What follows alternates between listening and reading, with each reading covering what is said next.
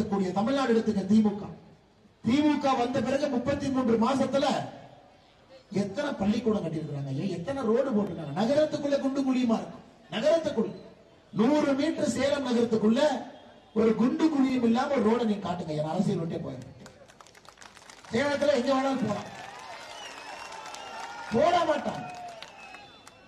இதுல போய் ரோட்டை போட்டு மக்கள் ஓட்டா போட போறாங்க. வேற ஏதாச்சும் பணத்தை கொடுத்தா ஓட்ட போடுவாங்க. இப்படித்தாங்க ஐயா திமுக.